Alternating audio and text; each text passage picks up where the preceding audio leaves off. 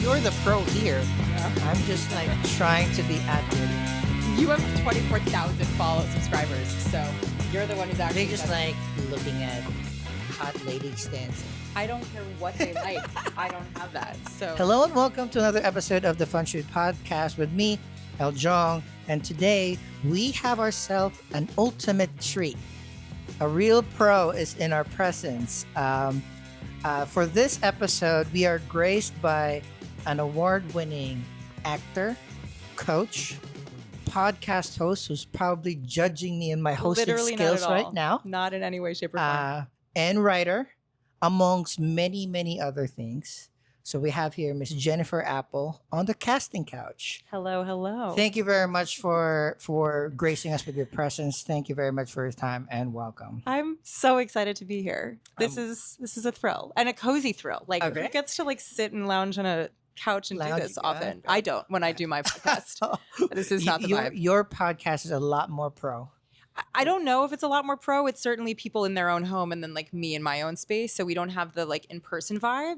Though I feel like this is like the next level up for what I want to do. I try to make all of my interactions with colleagues, friends, Yeah. acquaintances, or future deeper friends Yeah. to be efficient. We just finished our shoot. We did.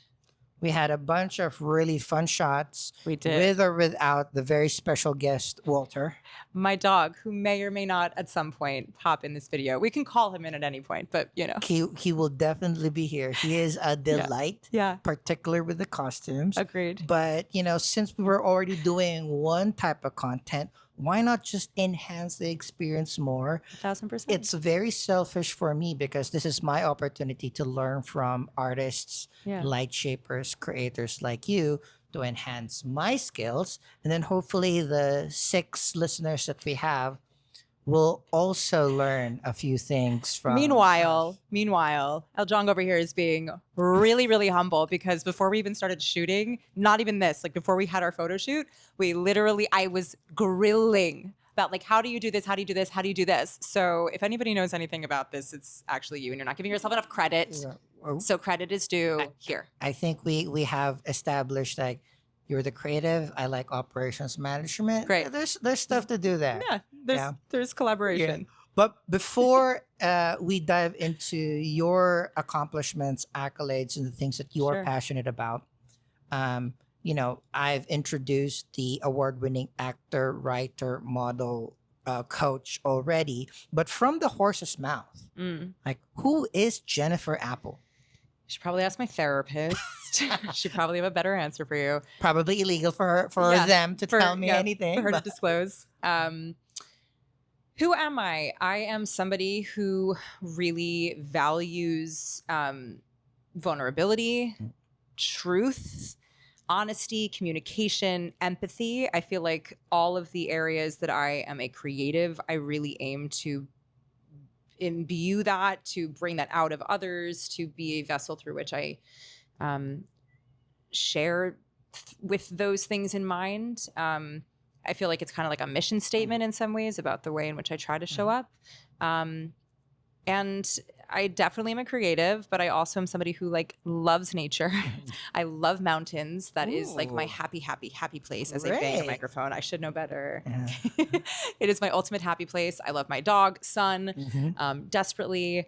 And I'm an introvert. I feel like Interesting. people don't think that because I can speak to Mhm. anything, including walls. Like I can talk to anyone. I believe it.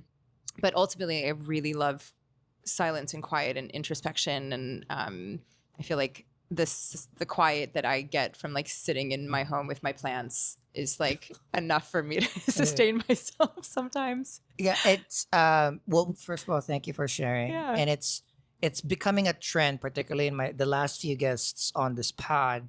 The theme of despite having a profession Yeah. or a passion that is outwardly facing or interacting with multiple groups of different individuals, a lot have been saying like they're introverted, Yeah. they're more quiet. So the job or the passion, the performance is a job, is a Correct. performance. So it's good to kind of like hear that theme that you don't have to be super duper quiet to be considered introverted. Like No, it's all about how, like, where you, and when somebody finally shared that with me, like what it Mhm. actually means, Yep. that it's like where you get your energy. energy. You know, and that's not to say that like my close friends or like a one-on-one that Mhm. I'm choosing to be a part of doesn't fill me. It Mhm. does. But in terms of like a big group of humans that maybe I didn't, like pick, Mhm. and I'm in a room in a party situation, like that's not going to fill me energetically. Going to a concert Mm. surrounded by strangers is not going to fill me. Mm. I will get a specific kind of Yep. experience from it, but in terms of like filling me emotionally and satiating me and grounding me, that's not going to do it. That's again, Yeah. we are extremely alike in that case. Yeah. Like I always tell everybody that I work with, like, Yeah. yeah, sometimes people in different circles don't know the other circles. Like photography and videography is not my day job. I do Mhm. this very, very in a limited capacity, and just because I go to a lot of shows, Yeah. I am actually scared of crowds. I don't like Mm. big crowds. Mhm. A dinner, 4 to 10 people, Yeah, an I'm gonna intimate crush moment. that. I'm Yeah. gonna crush a dinner with 10 and under. For sure. Housewarming party where you only know the Yeah. hosts or the owners of the Yeah. house, that's gonna be a little bit Yeah. difficult from networking at work. Yeah. I'm bad. Interesting. Super bad. I can present to 1,000 people, Yeah. but flight around different tables with a drink. I not find good that for you. I went to an event the other week, and it was a bunch of incredible humans in a room. And if I think back to my evening, I really ultimately had like 3 conversations. Yeah. I was there for however many hours, and I like had long, intimate conversations with people surrounded by a bunch of other people. Mhm. And then when I had to leave, I was like, oh God, I didn't say hello to Mhm. all these other Yeah. human beings. And now I didn't now. And then there's like a moment of feeling like, I don't know if it's shame or imposter syndrome around like, oh my God, but I didn't make an impression about like, I didn't meet what if this person Mhm. knows, blah, blah, blah, blah. Mhm. Like, but then I have to remember like, no, the way in which I'm best Mhm. suited for an interaction is this kind of vibe, even if it is with 800 other people in a room. Yeah. Like I can't just flitz around to. And there's no better or worse at Correct. it, right? Correct. Like, the extroverts there who love going out, Yeah. getting dressed up and talking to dozens of people Yeah. every day. The salespeople, Yeah. they have their strengths. We have ours. Yeah. Sometimes You need both. we need need both. Sometimes they'll need people that, I have friends that struggle just being alone. Yeah. Give me a book. I'm good. Like the pandemic in that way, minus all like Delightful. the horror that came with it. Some of the best times of my life. I keep on saying 2020 was my best year. It really was like Yeah. that part of it really nice to not Yeah. have to be like, I'm so sorry, I'm busy, even though it was just I didn't want to go. Like there was no FOMO, like there wasn't. It was pretty nice in that. Give me a Zoom hang where I don't need to wear pants. Yeah, we live. Delightful. We live. I Yeah. love now also like the ability to kind of go on Zoom and keep your video off, and I don't even need to be in Oh, clothing. if I love wanted. putting my video on only because I have lights. Just to be like hi, and then you're out. My video is always on. Particularly, okay, it might be different from you Yeah. for you, but like for me, the uglier, more haggard I look, Yeah. I would love that camera to be on. 1,000%. You should see my podcast. People come on with beautiful faces, and I'm rolling out. Oh, come on. No, I'm s- truly, yeah. truly. It's a rare thing that like on my podcast I have makeup on. It's probably if I do, it's probably because I had like a self-tape audition or something I had to do. I always tell the people that I'm reading with, I want you to see me haggard because this is your fault. Mm-hmm. It's not my fault. Your It's all the fault. work I'm doing for you guys. Look how hard I'm working. Yeah. But speaking of work and speaking Yes. of your podcast that Yeah. I really want to dive into because the ethos of your podcast is again community and providing tools Yes. for other creatives to Yeah. be better and have a sustainable career. Correct. Which is in some weird tangent the same kind of message that I want to put with this podcast because one of the main cruxes of the conversations that I have with the people that I have as guests here is New York is as much of a character in our lives here Mm. than as the people that are in it. Mm. And most people that are pursuing a passion, Yes. pursuing careers in the creative arts, performative Yeah. arts, you describe yourself as your passion, not necessarily as your job, right? So a lot of the people that I know Yeah. have 3 or 4 jobs just to do the 5th and 6th job, which is Yeah. the creative passion. So I want to dive deeper a little bit into all of your professions that Yeah. sustains you in this Sure. very difficult city to live in. Yeah. The ones that financially Mhm. sustain me, I call them my thrival Yeah. jobs. I'm in pursuit of changing the language that we use to Mhm. talk about survival Yeah. jobs. Like it makes it already seem like we are in a place of desperation, Yeah. a way of like if you don't have this, you're not living You're already in a somehow. hole now. Yeah, exactly. And I feel like it's kind of an affirmation in some Mhm. way of like the way we talk about ourselves really does impact the way that we see ourselves. Mhm. And so I call these my thrival jobs. Over the years, I've culled it a little bit, and Mhm. now I feel like I have a pretty sustainable model. I my main thrival job that pays all my bills, no questions. I teach Hebrew. So that's very, very helpful to have an extra language that I resented having and growing up with for a Interesting. while and learning and, schooling and all of that. And now it's the thing that actually pays my bills and There you also go. allows me to get hired as an actor, being bilingual in that way. And so that's my main one. I have some other like more fun ones that are like one-off situations. I don't even know if I'm allowed to talk about this fully, Mhm. but if you ever listen to the radio, and Mhm. sometimes they have people who like call in, Oh. and like Yeah, professional like contest getters or like professional not the caller. contest. It's more like my husband cheated on me. Okay, yeah, yeah. Or like, here's No, some roses and who like, reality TV and also yeah. reality radio. Yeah. So those are fun. Produced. You would never, not all of them do it. Mhm. So I'm not saying that all radio hosts do this. I'm not even going to name any of them, but there are some that do. And that's some fun. Very interesting. Yeah. That's a fun little one. And then there's the coaching part of what I Mhm. do. So I mostly teach acting and I also teach singing. I have one-on-one clients that I do that for. I do this thing called monologue sourcing where Yeah. I find Mhm. monologues specifically for people. That's, I'd say, like a big receiver of my finances. And then I also teach master classes and workshops at Amazing. different universities, theater programs. Those are the main things that I do to financially sustain myself. Back in the day, it used to be I babysat. I used to be on babysitting rosters. I used to do a little bit of temping stuff, but not so much. I can't say never. I dabbled when I was younger, like teens, in like hosting and bartending. I got my bartending license when I was There you go. 18. I loved it, actually. I really enjoyed it. But the nightlife of that, the standing on my feet of that, the interacting with people of that, like that was so not what I needed to do for myself. I'm like tapping the mic and I'm like, ooh, Yeah. That's why we have multiple. That's the point of it. It's like it's never gonna I know. clip. You know? It's great. So that used to be a thing. But I have never really done that as my thrival.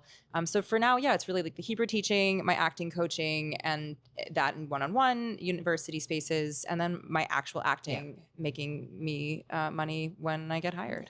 So again, we've shot a few times. Yeah. I know a little bit about you, and in the 7 minutes that we've been speaking, my mind is already blown. Only because one, like, just teaching. Like, I understand people have like language teaching jobs that is enough to kind of like sustain them in different places. I need to learn more about different cultures. I know a little bit about the Jewish culture and even this like. Yeah, of course. Like Hebrew is such a. Well, it's also you have to. If there's like the bar and bat mitzvah of it all. Exactly. So it's the pre-bar. It's kids and like teaching young kids but who have that. it's also like I'm Filipino. Yeah. We have a huge industry around what we call a debut. It's a young woman's 18th birthday. Amazing. Right. That is it's kind of like a wedding. Okay. Right. You have like 18 flowers, which is like 18 boys that you want to dance with, 18 candles. Wait, does the boy girls. also get this? No. This is Just like for women. just girl. Yes. Okay. But this is like a huge industry for events. Essentially it's like a mini wedding. Wow. Right. And then families kind of save up for. Do you want a debut? Do you want a car? Do you want a debut? Do you want a down payment? That's kind of like it. And then it just so happens like. I know bar and bat mitzvahs is such an important rite of passage for Jewish people, and there is like a huge industry behind it. Yeah. And in speaking Hebrew is part of it. Yeah. It is an industry in and of itself that you can plug into with, I hope, like relatively low lift if you already know the language, right? It is. And that's kind of why I do it. And I do it at the level that I do it at. I teach mostly fourth graders up through sixth graders. So, they're starting to learn. So it's really like foundational Hebrew that I can do in my sleep, that I really don't have to think too much about.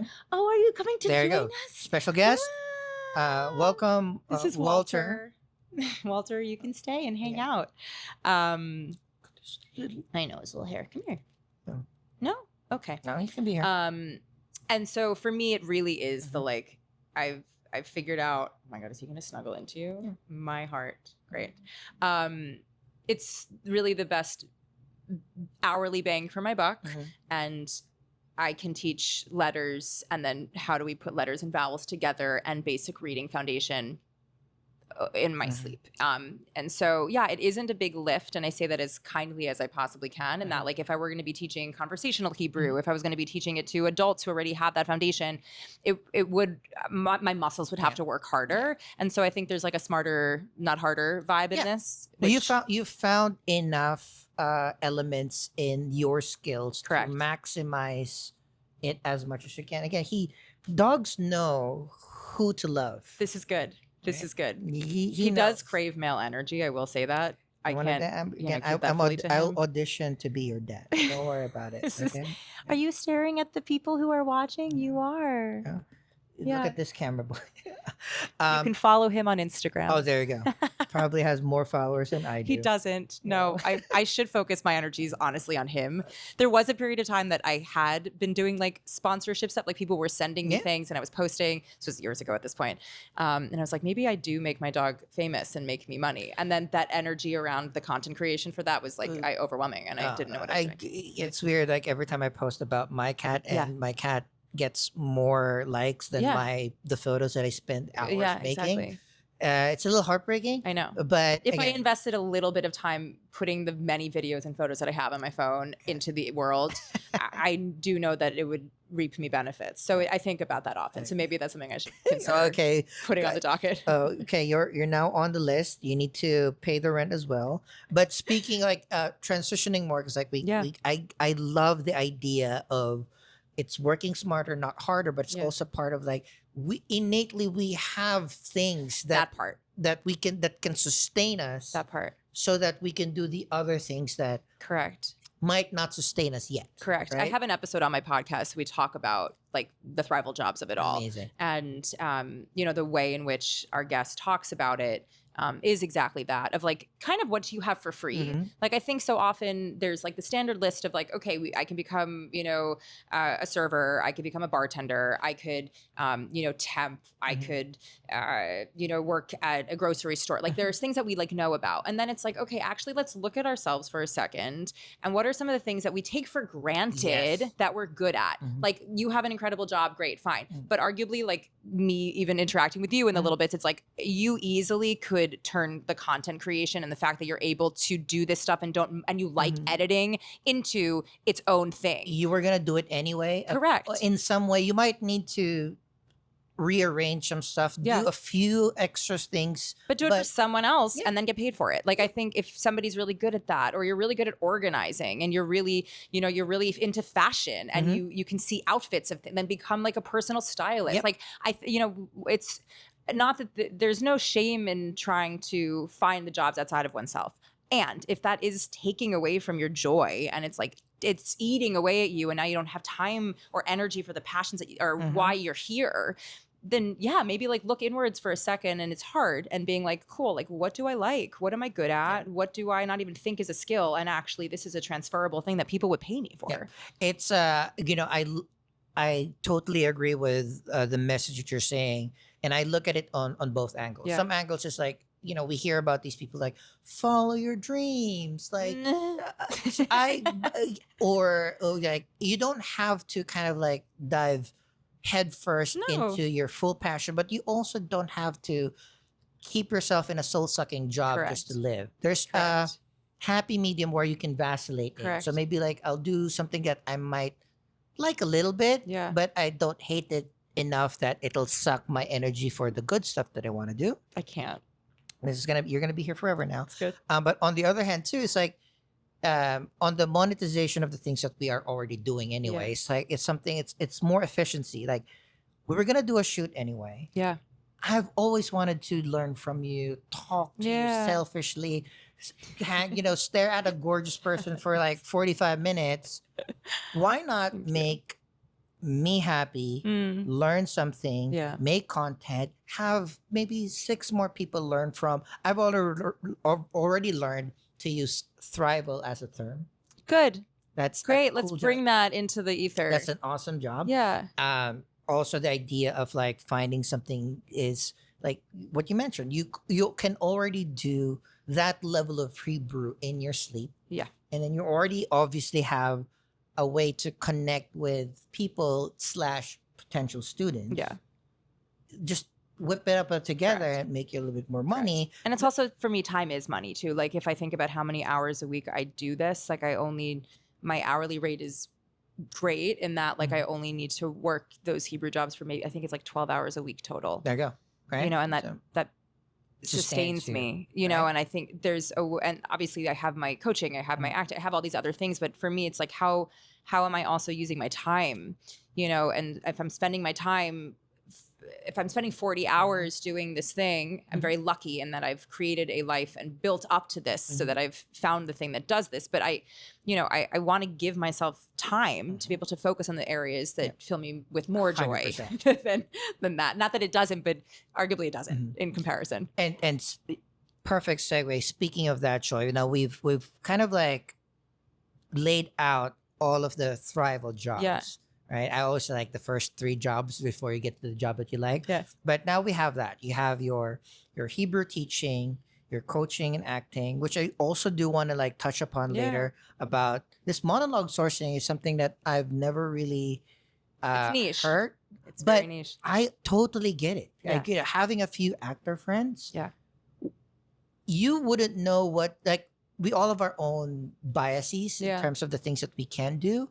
And I might bump my head around, like I want to be this type of actor, I want to go to these types of shows, these type of things. But there might be a profession like you that has a wider breadth of monologues that can unlock For sure. what is better suited for your look, your skills. It's more your a matter talent. of like people not realizing. I mean, it depends like what people are auditioning for. It depends what they're needing, material for. People often have monologues that they've used for years, and so it gets stale, or they no longer feel like that person that once chose this piece that they did love. And then there are people that are needing them for very specific situations. Like if somebody's applying to an MFA program and trying to get their master's, you need to have monologues to audition. Same with BFA programs for undergrad. Yeah. So you do need monologues specifically for those types of things. And I went through the MFA audition circuit myself. I have an MFA, so I know that process very intimately. So often artists come to me when they need material for that, and then I will also coach them through the monologues for their grad school auditions and or BFA auditions. But it is, for me at least, the way that I approach it is actually like less of the type that I think so many artists go by, where it's like, oh, I play character actors, or oh, I'm usually this kind of role.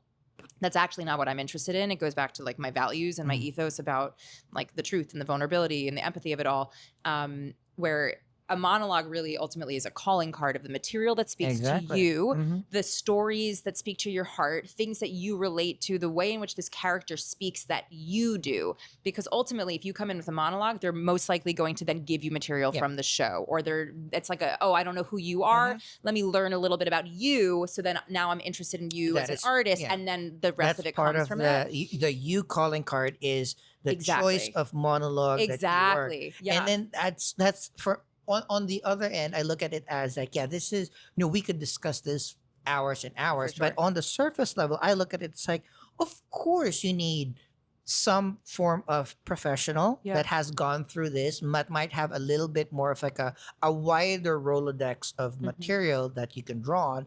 But also we always have to look at ourselves, and we always have our unconscious biases in everything. You think you're good at this, but you might.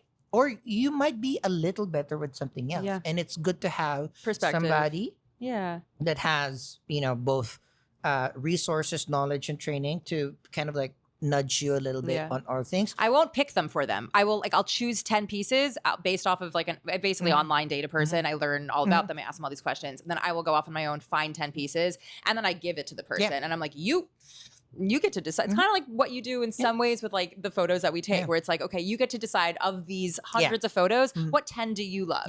And then from there, you'll go and edit them. But ultimately, like I can then post those wherever I want, however I want.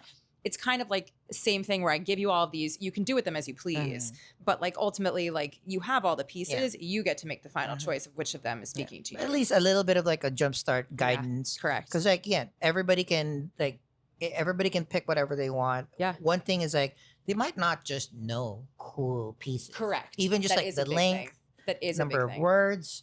But also on the other hand too, it's like, yes, ultimately it's their decision, but it's nice to have like, run that monologue again. Or like use number 8 instead of number 2. I won't do that. I literally won't. No, I won't do it. Interesting. No, because I think also ultimately, like when I coach, I really want an artist to have autonomy. I think so much of this industry we feel like we don't have any control. And when it comes to your material, when it comes to how you show up into a room, I like where we can find that control and that ownership. I want it to come from an artist individually. So I actually will never be like I will, if we're working on a single piece, I will of course guide, help shape, evolve it in terms of the way in which they access it. But in terms of choosing ultimately what they go in with, that's on them. That's awesome. Well, again, that's super fast. Again, I know there's in every industry and every art form, there's always going to be those things that people never don't know about. Like for sure, everybody looks at a cinematographer, a director, whatever. It's like people are specific. There's a color grading expert. This person only does matches colors on film, and there's a guy that levels the sound. Like, those are super fun things to kind of know about. But speaking of those things, again, I want to the kind of like the almost climax of the conversation is now we want to talk about what is your ultimate goal. What is that thing that you are working so hard for, maintaining all of these careers to get to? In an ideal world, TV. Right. TV is the thing. Series regulars, TV shows, that's ultimately the thing that I'm working towards. I've had a couple TV gigs, but not like the thing that's like I go into work every day. I am a top billing person and that's what's happening. So that's ultimately the main goal for me. I also write. And so at this point now, I think there's a little bit of like it's possible, it's highly probable, frankly, that something that I'm writing, like a TV show that I'm writing, will be the thing that I then get to star in. I'm writing in essence for me. Okay. I mean, obviously the pieces that I'm writing, I think are fascinating and I'm really proud of. And I also think are conversations and worlds that are yet to be explored that I have seen in TV spaces, and also theatrical spaces. But I'd be lying if I didn't say that they were also vehicles because it's ultimately like, okay, if people aren't writing things that I feel seen in, or there aren't roles that I'm watching TV and being like, oh, that, or they're so few and far between. Someone has to create them, and why not me? But TV is really the ultimate goal. And then, my first love and also my initial training of my career and also like my first formative years of my working have been in theater. And I'd be lying if I didn't say like originating a role. So truly from like development workshops, which takes years. People don't even like Hamilton. It took 6 years, like before it gets to that point. So really workshopping a thing, developing the thing, and then ultimately you are the thing that drives the entire piece. That is also something that really speaks to my heart. I think there's something about really creating something and being in a room in collaboration. Like ultimately that's why I became an artist, was how can I work with other humans who have similar ethos, values, a vision of the worlds that they want to see and create, and how can we all do that together in a room? I'm very kind of surprised, and no, not surprised, but I'm like fascinated about the idea that like your angle of it is like creating the entire world, because like most of my conversations is like I just want to get into one. I would love that, but it doesn't seem to be the easy way anymore. But that's where I was, or like, the way. But that's where kind of like, this is the mentality of real artists. It's like if I can't get into one, I'll make one. Yeah, it's hard. Yeah. It's but in the end, yeah, I think it's kind of like winning the lottery. Doesn't matter Yeah. if you pick 1 through 6 Yeah. or 6 random numbers, the odds of you hitting it are the same. Yeah. So might as well arrange it the way that you would want it. I think it right? also just requires a lot of patience, realignment. I had this conversation on a podcast too around like, in some ways, there's a lot of like mourning Mhm. with MOUR, not Mhm. mornings rising in the morning, like mourning around like, there's a lot of mornings that Yeah. we wake up for. There's a lot of mourning around the idea of what one envisions for oneself when one chooses to make this a career. And one can look at that as like, oh, it's really devastating that at this certain age I haven't reached this pinnacle of quote unquote success that somebody else frankly has dictated to me is success. It's a whole other conversation. But I think there's also like, with seasons of one's life, like we are not, nothing about my life looks like the way I thought it would. Yes. Not a single thing. Yes. And in some ways that is devastating. And in other ways it is so beautiful. Like if I did not, if I hadn't put myself, like if we didn't put ourselves in the position to be like, I'm not a model technically, but I like photography and I love photographing with people who are also like collaborative. Like I would never have found this, and then we wouldn't be sitting on this. Like I think there's a way of allowing for surprises in one's life to also be the thing that then yields more creativity. But in the process, it's like, okay, I had this dream that by this point I would do this thing and this would happen to me. And when it doesn't, what does one do with oneself to process that? And so, yes, I think it's cool that I'm trying to create the thing that's the vehicle in theory for myself. But who's to say that that actually ends up being the thing? Yeah. Who's to say that the other thing ends up being the thing? And ultimately, maybe there's a whole other third thing that I haven't even thought about that's going to be the thing, or it's maybe never even the thing. Yeah. And then what is that? And so it's a constant evolution of like realigning one's vision of one's life, which feels very existential, which I love, but also like every day. Yeah. But again, as you're saying that, it's like your words is on the angle of passion, professional pursuit of creative arts. But even if you strip that all away, that's just what growing up is. 1000%. We're growing up, and everything the things that we envisioned ourselves doing or being either doesn't happen, we're sad, doesn't happen, something better comes along. It's usually that, and ultimately we don't even have that perspective until later. That's why youth is wasted on the young. Our heartbreaks happen, and then like the first 2-3 girlfriends, you might, I'm gonna kill myself. Nowadays it's like, all right, who's next? Right?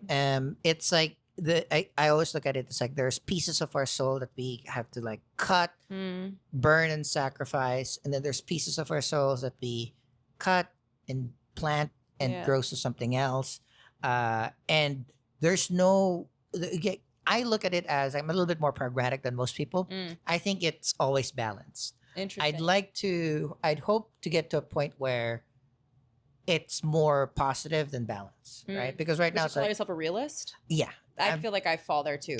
Yeah. It's like I know, like, right now I'm having an amazing time in life, but I can't really enjoy it because the more that my life is stable and fun and safe, the more that I don't have anything to complain about, which I thank all the gods and goddesses because I'm at the point in my life and right now.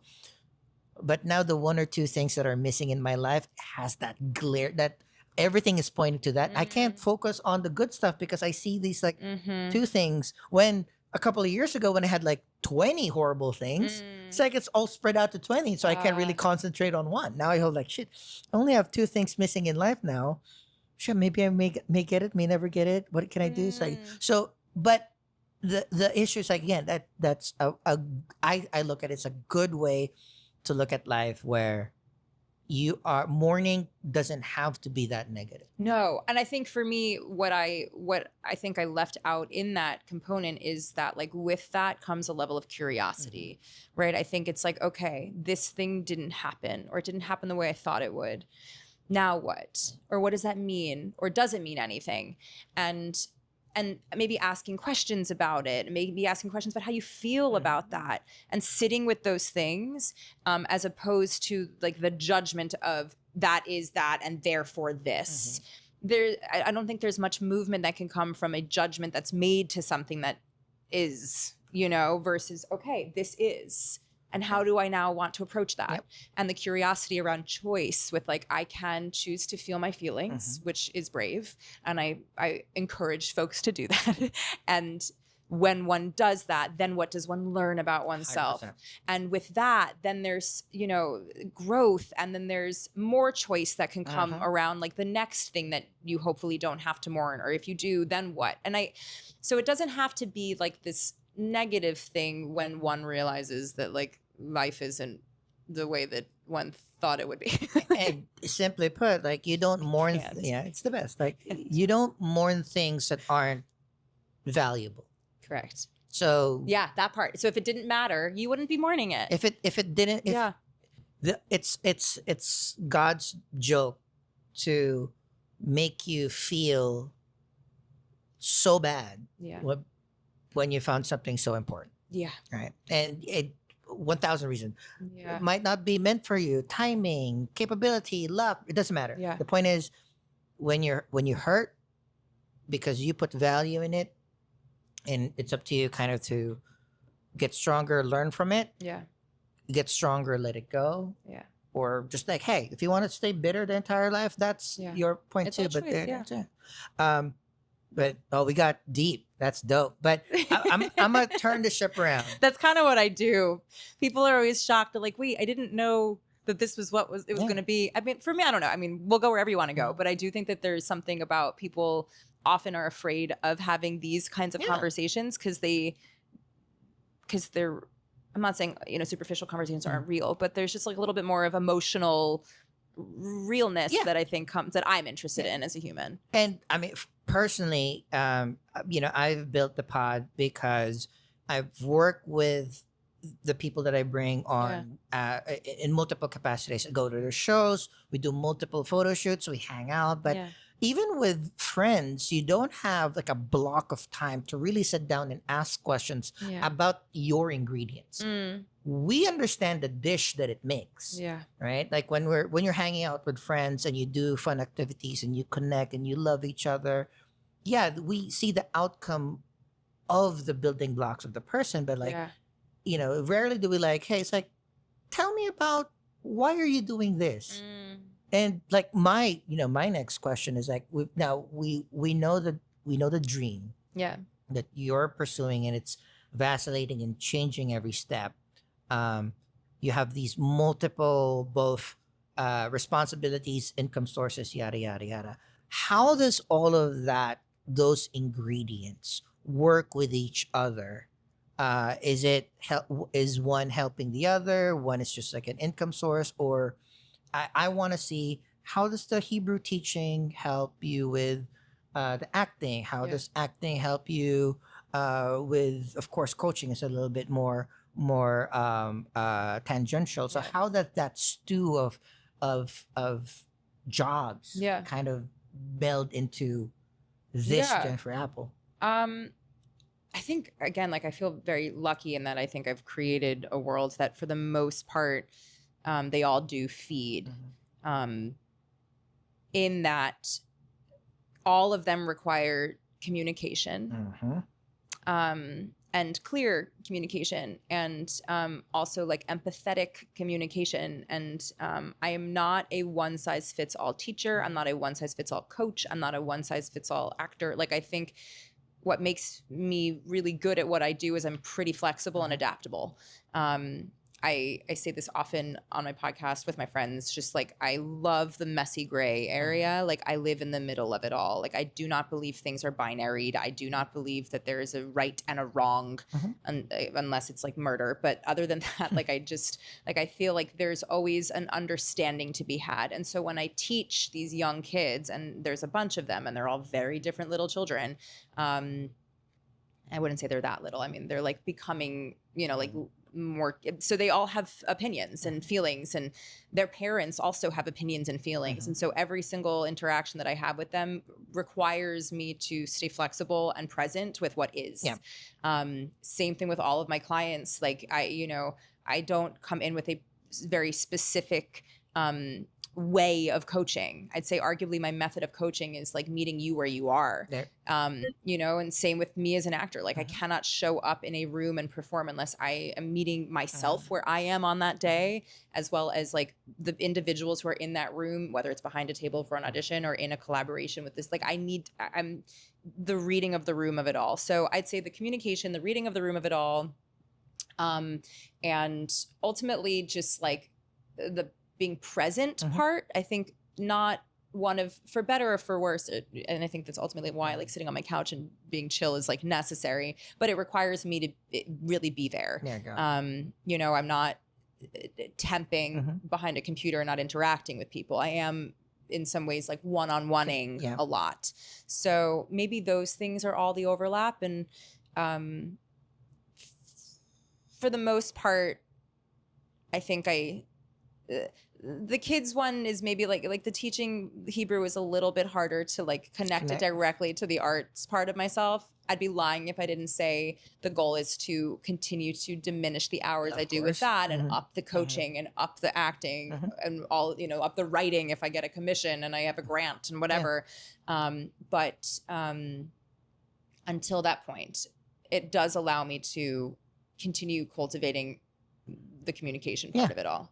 No, I think it's you know, it's just so admirable for me because again, I've spoken about this topic in previous episodes too. It's like the reason why I'm not a full-time photographer because I'm just not as committed to the art form. If I don't like the project, I'm not gonna do it. And if I keep on saying no to the projects that I don't like, I'm not gonna put food on the table. So that's why I have so much admiration for people that like again really like do multiple stuff on top of life just to get to that dream. Right. So I tackled I tackled it on the other end. Like work really, really hard so that I don't ever have to worry about my photography stuff. So I can pick the projects that I want. And it stays a passion for you. That's the thing too, because I, you know, maybe it's training, maybe it's exposure, but I did do full-time photography for like a year and a half when I first moved to New York because I was super poor. I just needed income.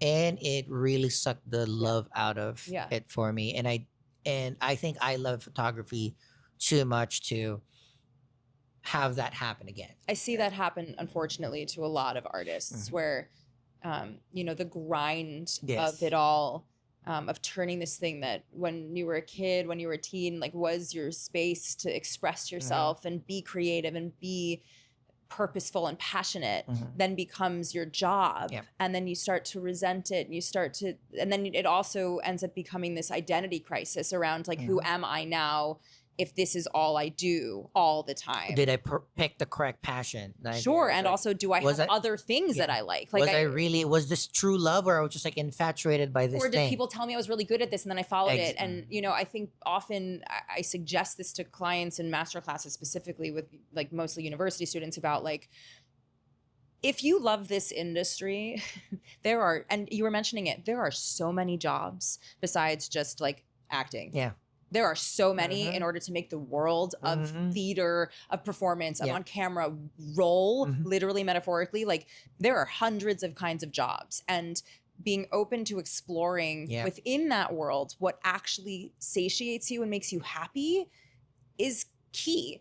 You know, it might not be like, if you don't like to audition, if you don't like that, do not be an actor. Truly, that is your job until even when you're you at don't that like level, rejection. No. Sure. If you don't want to put yourself out there over and over and over again and ultimately most likely never hear things in response to the good work that you did, which by the way was probably really good work. Like if that is hard for you, which is very real, then you probably might not want to pursue this as a career.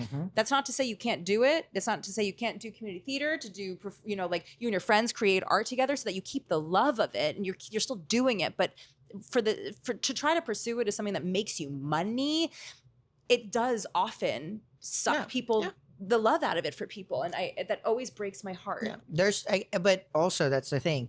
The analog to that is like that happens in every single 1000%. aspect of life. 1000%. There are levels to everything. Even a corporate job like I did. Like people look at it, it's like, oh, you want to get six figures, you want to make this amount of money, just go in tech or just go in XYZ. Like, sure, you can. Mm-hmm. Yeah. You want to work 80 hours, 10 years straight, right? Do you want to be in meetings the full Yeah. day? Do you want to Yeah. like work through holidays and yada, yada, And on the yada? weekends and Right? That's what you need to do to get to the level that you want. Oh, yeah, of course, there are like one or two people here that get a golden ticket or Yeah. just like have got to a spot at the right time at the right place and just coasted. Yeah. Sure, that's also prevalent in every single aspect in life, but the majority is a grind. Majority is hard work, right? But I do want to, before we go to the more traditional aspect of the Fun Shoot podcast, Yeah. because in the end, this is still a photography podcast. It is. It is. I would be remiss if we did not discuss your amazing podcast. Thank you. So tell people about the podcast. Yeah, it's called the Empowered Artist Collective Podcast. The name is longer, but it came out of an incubator program that we were running over the pandemic. Me and a co-founder at the time, over 2020 summer, I was coaching virtually as everybody was at home, and I had this like light bulb moment of all these kids were doing monologues and singing, and they were working on their skills, but like no one had any life or business skills. I didn't claim to know and have all of them, but I knew that we weren't empowering these mostly young artists. And so me and my co-founder started the Empowered Artist Collective as an incubator program for women and non-binary artists. We ran for a year and a half, 5 different cohorts that were like 2.5, 3-month incubators that had workshops, accountability, art shares, panels with people in the industry all about these topics ranging from like mental health and wellness to budgeting and finances to the emotional stuff around shame and imposter syndrome to the same thing that you're asking me of how do you balance all these different hats and all the things that no one was really talking about that me through my entire education, undergrad, in grad school, all of it, no one really talked about it. And even in the industry, having been in it for years, no one was talking about the stuff that really like is what it means to be an artist, not just the craft. And so when my co-founder stepped away to have a family, at this point, the pandemic was no longer pandemicing the way that people wanted to be behind Zooms forever. And so we pivoted to the podcast. We are currently in season 3. 90 plus episodes. By the time this comes out, it will be over 100. Oh my gosh. I know.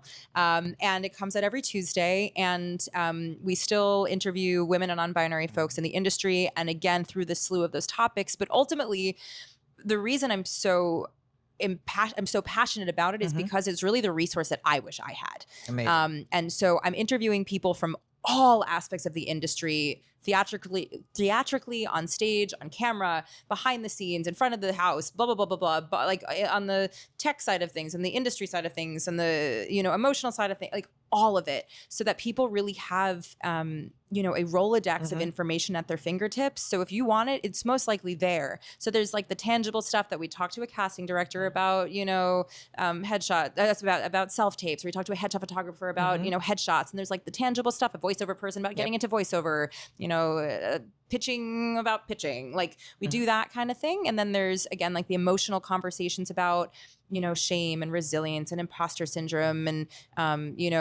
showing up fully. What does that mean? And this idea of mourning the things that don't happen. And then there's like I'd say like freelance creative stuff that isn't necessarily specifically for performing artists. And that would be like taxes 101 for artists. We have 3 episodes already for that. We have, budgeting and talking to a financial advisor and a lawyer and how do you write grants and, just like these things that all freelancers and artists who are creating need to know how to do for themselves.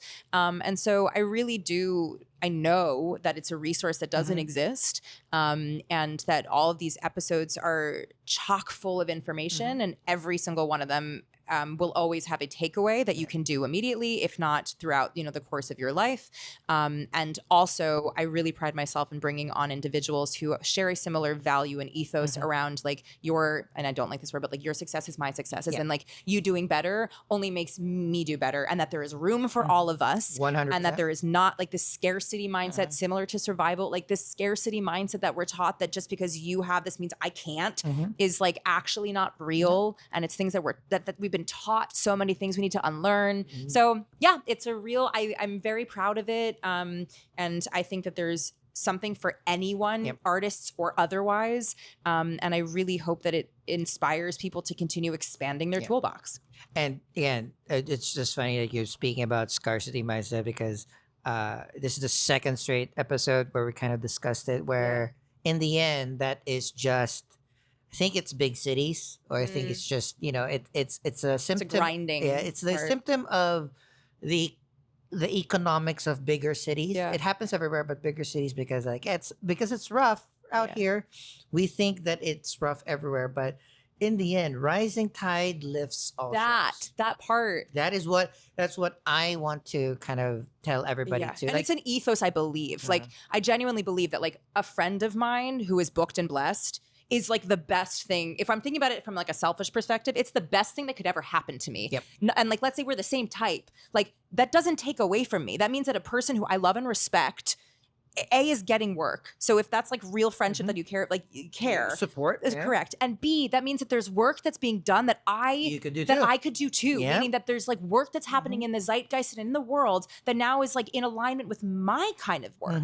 And so that's showing me that there's work that's being done that now I like and want to be 100%. A part of. So like, these are only good things. And I think it goes back to this like rejection mindset that you were mentioning for a second, of like really reframing opportunity. Like every no is actually a yes because you've heard something. Like for the most part, we go through this industry and no one even tells you hello, let alone like, thank you so much. No, thank you. And if somebody says no, close that door, say thank you so much. This would not have been fruitful for X, Y, and Z reasons. I appreciate the communication and now I can focus my energy elsewhere. No, I think it's just, it's in the title of the podcast itself. It's empowerment in all aspects. And that's what I love learning from and love sharing to other people is there's so many cogs in the wheel of life and profession.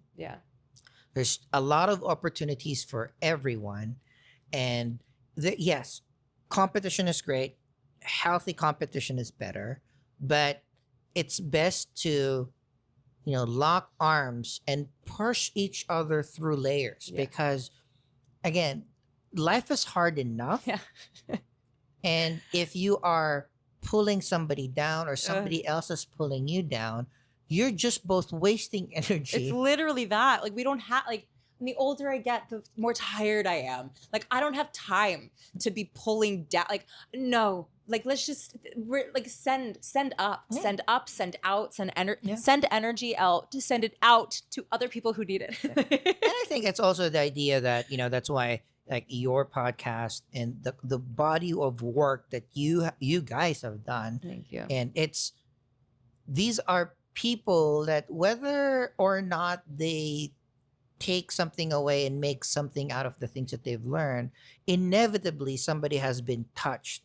Inevitably somebody has, or the conversations are starting or been exposed to. And even just like for me, it's like, even if they just felt a little bit better about like, oh, some people are struggling about these basic stuff, because I found myself in situations where it's like, you know that meme where like I don't know what X means, and at this point I'm scared to ask. Like, I don't know who Al Gore is. It's like, at this point I'm too scared to ask. Like, no, don't be afraid to ask.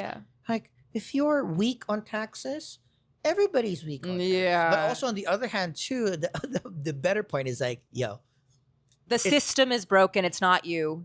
But also even just like the idea, like there might be things that you are not figuring out that you have to. Life admin, organizing your emails in a way that you could kind of like easily kind of like catalog all the things that you need to do, saving your receipts. Like, you can't.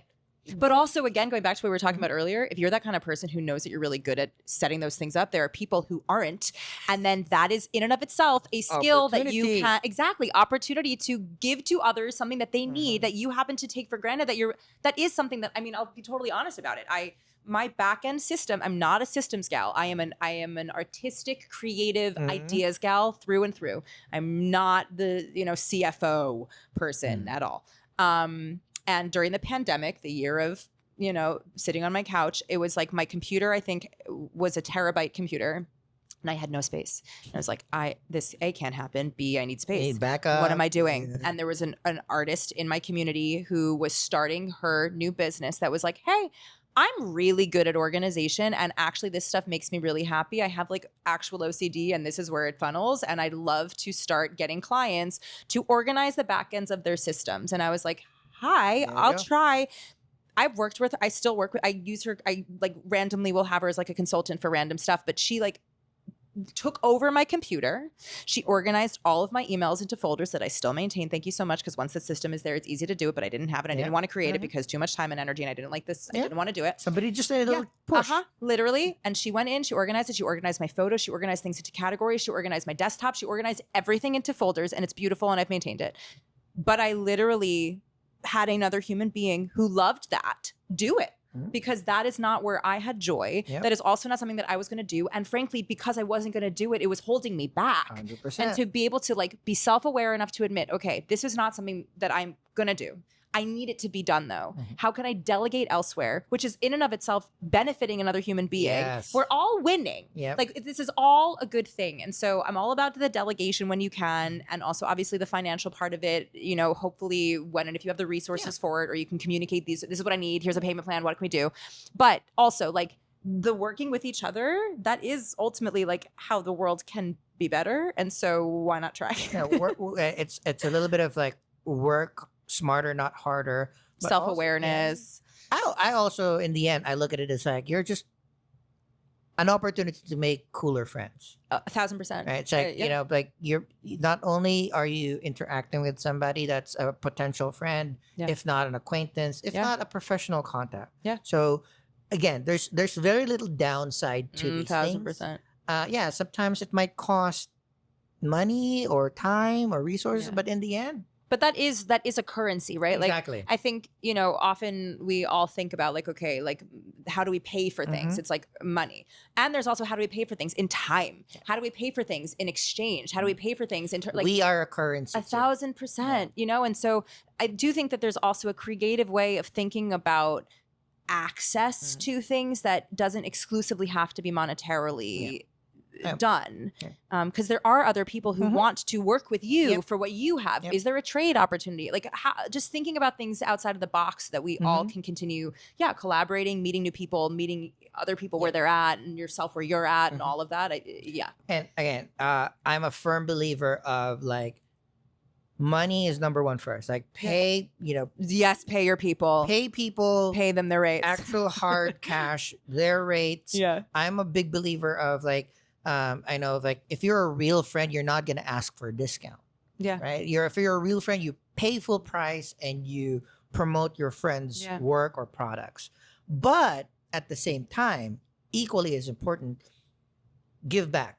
Because the idea of it is like you sharpen your knives, like you sharpen your skills, because we can always get better. Yeah.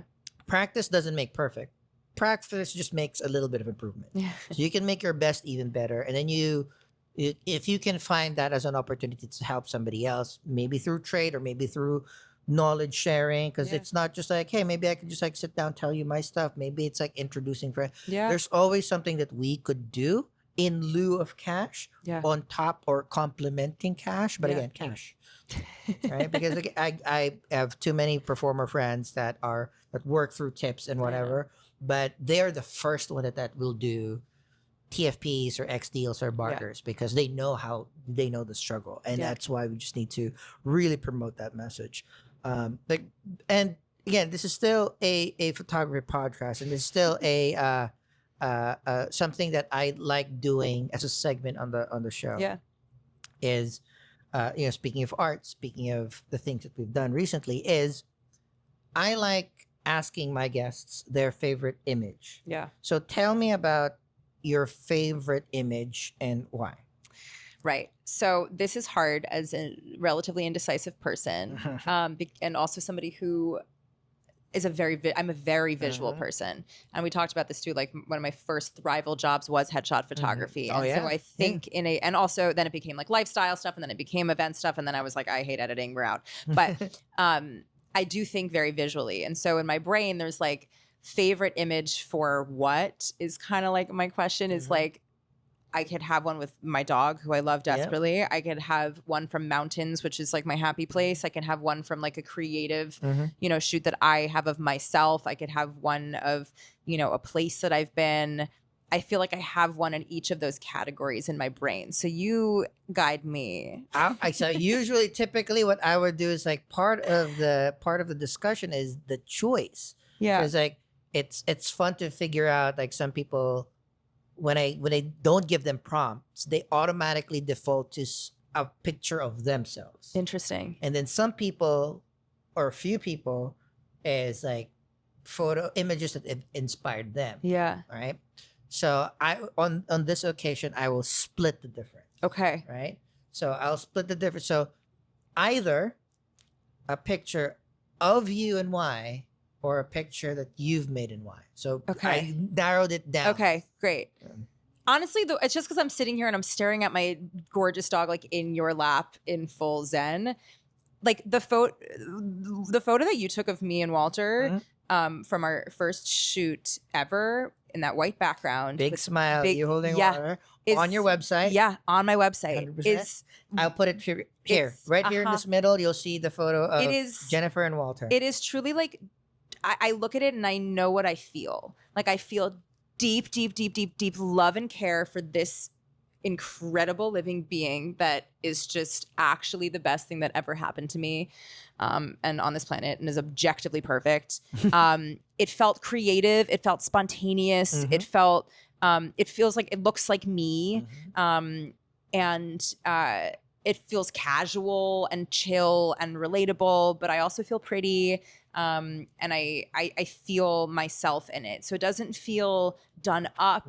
It doesn't feel put on. It feels like I'm with this being that I am obsessed with, and was like captured in a moment of collaboration, of being creative. Chill, fun, relax. Yeah. I think that's normally the case. Like, the more authentic it is, the more that people kind of like resonate as favorite images, memories, etc. Yeah. So that would be that one. And then in the back of my brain, there's like hiking mountains. Like that's my happy, happy, happy place. And I went hiking in Norway last year. And there's this one hike, and I'm going to butcher the name of the place, so I'm not gonna say it, but it starts with an R, but I can't say I butchered cities and towns and names all throughout Norway, so I'm not gonna do it. But if you wanted to put another picture right in the center over here, this was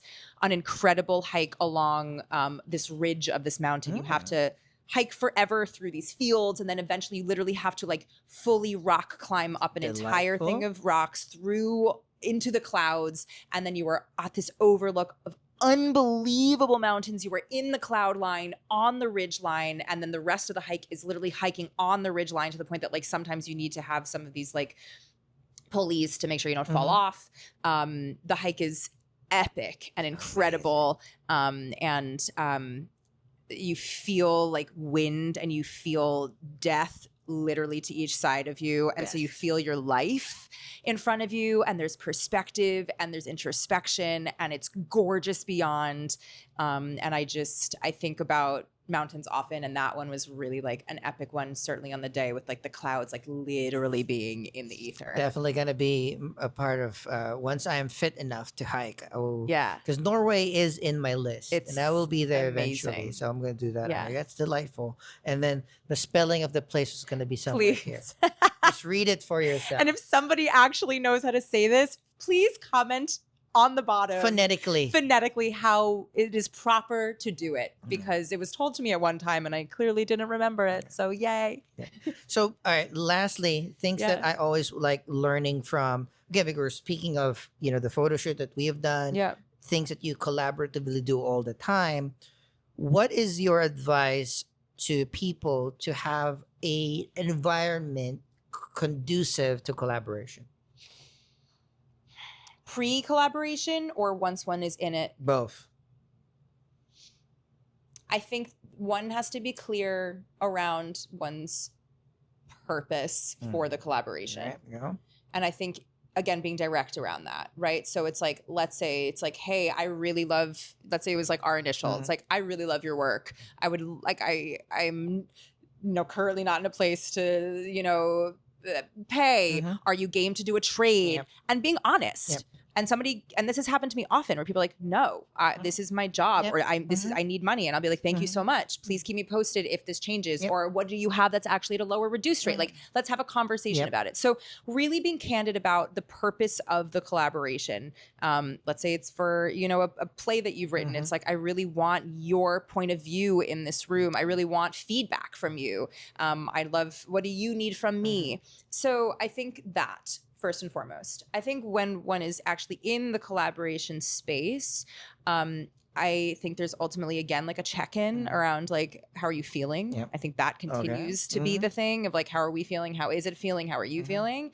I think it's also like being flexible again around like, this isn't working. This is working. We might need to pivot. Actually, this camera isn't functioning the way I need to. This light is short circuiting. My neighbors are too loud and we can't record this. Like, I think, there's an element of life that always will happen. And I think that actually staying open to the ways in which life will happen to the thing, and then allowing that to then change the way in which the collaboration happens as though it's its own like character. I think that's also part of it. And I really think that showing up as vulnerably and openly as possible. I think the best collaborations happen when people, and art, I would gauge, happen when people actually, again, show up from where they are. And what that means is being really self-aware enough to be like, today was a really bad day. Today was a really hard day. I'm not feeling insert word here that I wanted to feel. I'm actually feeling this, and being transparent about it. And not a like, woe is me way of just being like, hey, FYI, I just want to like tell you, like, today was hard and this is where I'm at. We can adjust, we can manage expectations. And then you're really meeting a human being where they are. And I guarantee that the art that you then create from that place is going to be astronomically better than the art you thought in your beautiful, gorgeous brain that you were going to create. One can't create from a place that isn't. Like, it has to be from what is. And getting in touch with that is key. Right now, that's how I know that you are a true artist and a true collaborator, because those pillars are not only concise and succinct, but it's what a lot of people know that they need to do, but it's just difficult. Like, 1,000%. First, like, purpose. It's weirdly difficult to kind of like, usually, I'm very guilty about it myself. Just like, let's just wing it. Yeah. But even winging it is a purpose. Yeah. Right? So I like the fact that we start off with a purpose, and then you say check-in. Of course, like, yes, you cannot assume whatever you're doing, be it creatively, professionally, or anything, that everything is going smoothly 100% of the time. Correct. Make sure at some point. Yeah. And being flexible in terms of if you again, you never know additional opportunities. Yeah. And in conjunction with your last point, it's like you're being your authentic self, being open and vulnerable. Well, that's one, totally understand. Way harder. Oh, it's beyond hard. I'm not saying. Also, I'm not saying any of this is really easy. This is not easy stuff that we're talking about conceptually here at all. Yeah. But ultimately that is what we're really trying to get at, or it's really palpable when art is created with those things in place. I think. If you have 2 or 3 of the 4, you'll have one of them. We're already further beyond than just like, oh, we're here, we're doing shit. like. But if we can get 3 out of 4, 4 out of 4, then that's when you're bordering awesome masterpiece territory. And then it's very difficult. Like, you it's hard to be vulnerable, hard to be open. We are all carrying past trauma and passing it along to somebody else, consciously or unconsciously. But as collaborators, we both have to be flexible. Like, hey, if you're not feeling too well, you have to like Yeah. As TikTok is saying right now, thug it out. Is that what they say? That's like, like a lot of because of all the seasonal depression and stuff. It's just like, we're gonna cry, but we're gonna thug it out. I think that's probably good that my algorithm hasn't told me Oh, that, 'cause I have so many feelings around that, and they're not good feelings. For me, it's like when it came out, when it comes like, holy shit, is it because I'm thugging it out or because I'm not thugging it No, out? but that, I feel like that is feeding into, I mean, I'm not here to like, and maybe I'm not fully understanding the meaning behind it, but like, aren't we trying to get to a place of not thugging it out? Like, aren't we trying to get to a place of like arguably feeling it out? Like, I think it's a both like, a joke, but also a Yeah. commentary on what is happening in the world. Like, oh, it's happening. Right? Right. It's like, for me, it's like, I don't want people to be doing, I want us to like feel through it. all of the TikToks have been like, yeah, I should thug it out, but everybody, the Stitch has always been like, not thugging it out. Yeah. I'm not thugging it out. No, we are no longer thugging it out. We're not. We are not uh, thugging it out. I can't believe I'm even saying that to Yeah. a camera. Like, no, the whole point of life is for us to like feel. And the whole Oh. point of it is for us to like feel with other people. That's what makes us humans and not animals. This gorgeous animal feeling full relaxation. But like, that is ultimately like what it is to be a human being, is to feel the breadth of like the spectrum of Yep. emotion. And so for one, and again, all this is hard, and it requires like all the vulnerability in the world to be able to like feel the things.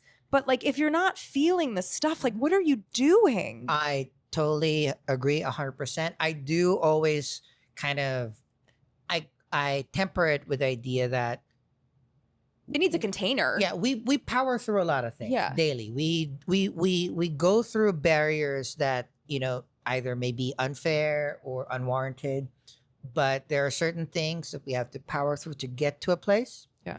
You don't have to power through everything. You have to question these layers that are blocking us. Yeah. Right? Whether it's, again, if it's fair, not fair, and warranted, if we can make it a little bit easier for other people that can be, will have to power through behind us. Yeah. But that is kind of like an ingredient of what we were speaking about. It's tough to be vulnerable and flexible because we are all carrying stuff. Yeah. So maybe we can just carry each other a little bit. Mm. Like, hey, I know it's a little bit hard for you, so I'll be a little bit kinder. Or conversely, it's like, hey, I know you're a little bit shy, then I'll reach out a Yeah. little bit more. So it's always like, again, coming back to like your 4 pillars that you've mentioned, it's not only for work, it's also for life. None of it is easy. No. But it's always good to be reminded about the things that we need to do in life, period. Right? Yeah. You can't just say, I'm not going to be flexible. Or you can't just say, I'm never going to be vulnerable in life. No. I mean, you could, but then like, I'm not going to want to associate myself No, with but that. also like you could say it, but like in practicality, you are going to break down at Yeah. some point. You are going to open yourself up at some point, and it's much better if you consciously open yourself up and Yeah. understand what those feelings are, rather than just like one day breaking down Yeah. because you saw a commercial on TV Yeah. where there's like a grandma Or a waiting for Pixar the movie, 100%, first 8 minutes, right? yeah. It's like, and then you like uncontrollably stop for a week. Yeah.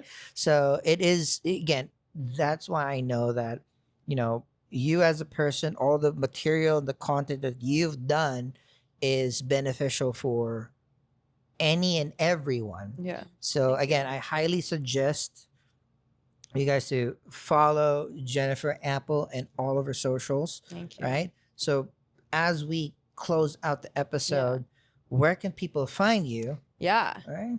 You want the center camera? Any want camera the- that you want. That Alright, camera. That that- your main. All right, my main. Okay. Okay, you can find me on Instagram at JenniferApple_. You can find my dog's son, Walter Apple _, on Instagram as well. I will be honest in that I have not updated his page in a long Still. time. It's worth Delightful. it, and I tag him sometimes. I also I'm not really on TikTok, but it's also Jennifer Apple _ You can find all of my hats on my website at jenniferapple.net. This is what happens when you have Apple as a last name, because it's because of you can't. I didn't even realize that. You can't get anything because it's a conglomerate, and also the first word you learn when you learn the alphabet. So jenniferapple.net. Jennifer Apple _ and then in terms of the podcast, Empowered Artist Collective podcast, you can follow us on Instagram at Empowered Artist Collective. You can go onto our website at empoweredartistcollective.com. We also are loosely on TikTok. I don't even really know what we're doing there either. But also at Empowered Artist Collective there. And you can stream the podcast anywhere that you listen to your podcast, and you can also watch it on YouTube if you are a visual person. So please tune in, leave us a positive review on Apple if it's something that feels really in alignment for you. But we are a community, and we love to hear from people, and we love to hear who you might be interested in hearing from. And if there's a topic that you like want to know more about and you want it to be unpacked because you don't know anything about it, but you're afraid to ask your people, let us know, and we'll bring somebody on who can talk about it and unpack it, because you're probably not the only person who wants to know about it. So that's where people can find me. That's, again, a lot of places. Every single one of those will be linked down in the description below. And as Jennifer has mentioned, this also is a podcast that you're listening to or watching. Yes. Thank you very much for, hanging out with me. Thank you for I've having learned me. so much. I think every time that, even the small interactions that we do, I level up the understanding of life, which I think is your purpose. But also, thank you for listening and watching. Again, this is the Fun Shoot Podcast. This is my monthly podcast about conversing with image makers and light shapers like Jennifer Apple here. You can also follow this podcast wherever you use or listen to your podcast: Apple, Spotify, Amazon Music. Just search Fun Shoot Podcast. And on YouTube, it's El Jong, youtube.com/El Jong. You'll have this monthly podcast, amazing live art performances from my cool friends. You'll also get camera gear reviews and behind the scenes photo shoots, including one that we just finished. So it will most likely talk about vulnerability. 100%. Yeah. Right. I'm less. For me, it's like I'm a little bit desensitized because you do it all the time. But also that's fully clothed in my eyes. Yeah. But we understand different levels of comfort. Okay. I have no idea why you're hiding any of that. I would flaunt that forever. But you'll also see, of course, a very safe for work version of our behind the scenes from our latest shoot a week after this podcast releases. So you'll have more of not only Jennifer's Apple's mind, but now you get but her body. Come on. With that, again, Jennifer, thank you. Walter, thank you very much. Walter, thank you. You want to say hello to the people? Thank you. Bye-bye. Come here, say hello. Oh, goodness. Oh. Want to make some ASMR? That's 8 followers, 20 followers, There we go. 50 followers right there. But again, on behalf of Jennifer, Walter, and myself, thank you very much for watching. See you next time.